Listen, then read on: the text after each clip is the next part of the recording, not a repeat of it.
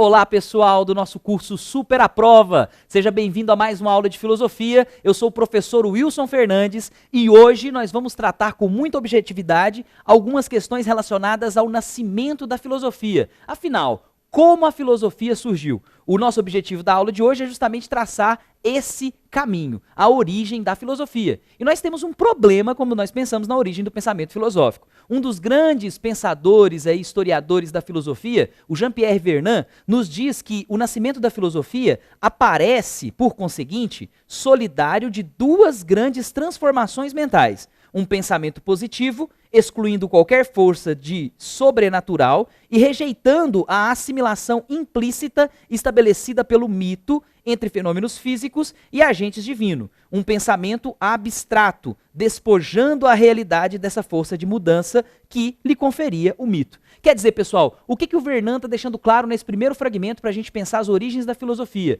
A filosofia não quer mais explicar o mundo natural a partir do sobrenatural, assim como o mito fazia. A origem do mundo natural terá necessariamente, dentro do contexto do pensamento filosófico, uma origem natural.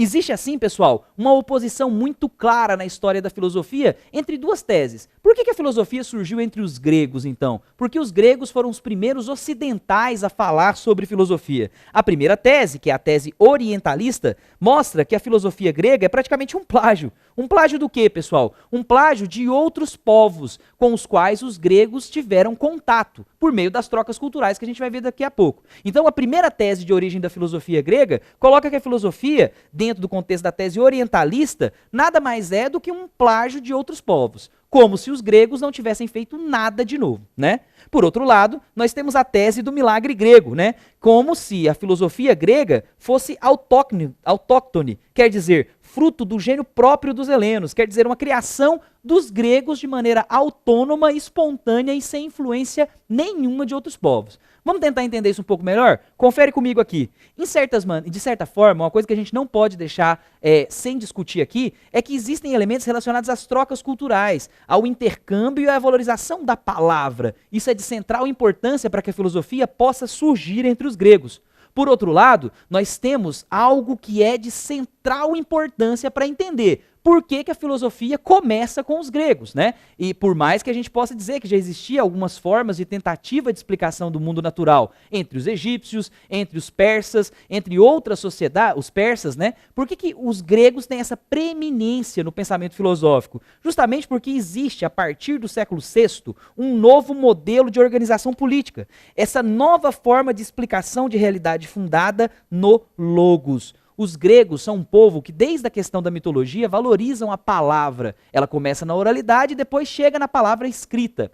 Essa palavra leva os gregos gradativamente a fomentar uma forma de organização política denominada de polis. E isso é de central importância para a gente entender por que a filosofia começa entre os gregos, né? Nesse sentido, os primeiros filósofos, conhecidos como pré-socráticos, estão buscando em compreender, por meio de uma linguagem racional fundada no logos, o que é a arqué da physis. Pô, Wilson, vai falar grego agora, cara? Não, calma. Arqué significa nada mais do que princípio e physis significa natureza. Os primeiros investigadores gregos eram também, nesse aspecto, cientistas, porque eles buscavam justamente, por meio de uma linguagem distinta da fábula, utilizando rigor, utilizando um sistema de explicação do mundo natural a partir do mundo natural, por isso a gente pode ver a característica sistêmica da filosofia, e um terceiro elemento, uma pergunta profunda sobre a origem da realidade, radical. A filosofia grega, então, é rigorosa, sistêmica e radical. Esses três elementos são investigados, são colocados por esses primeiros pensadores gregos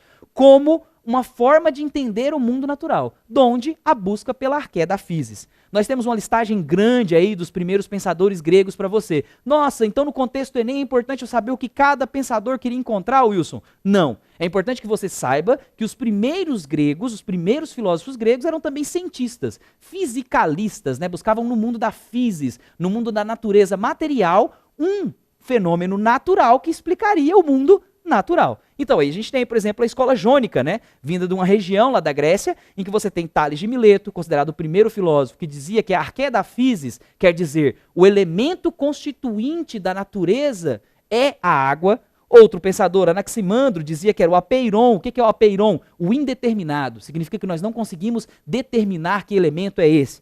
Anaxímenes dizia que é o ar. Heráclito dizia, por exemplo, que era o fogo. A gente vai entender isso por meio da questão da constante mudança que Heráclito colocava. A escola pitagórica dizendo que eram os números. Por outro lado, aí nós temos ainda uma escola eleata, outra região grega, em que Xenófanes, por exemplo, dizia que era a terra. Parmênides dizia que era o ser. Nós temos aí a escola pluralista, com Empédocles, os 4 elementos, terra, fogo, água e ar, e Demócrito com o átomo. No nosso reforço de teoria, você encontra algumas informações sobre a escola pitagórica. Não se preocupe, nós vamos trabalhando gradativamente agora algum desses autores para que você entenda melhor as origens da filosofia grega dentro do contexto dos pré-socráticos. Um abraço, pessoal, e até a próxima!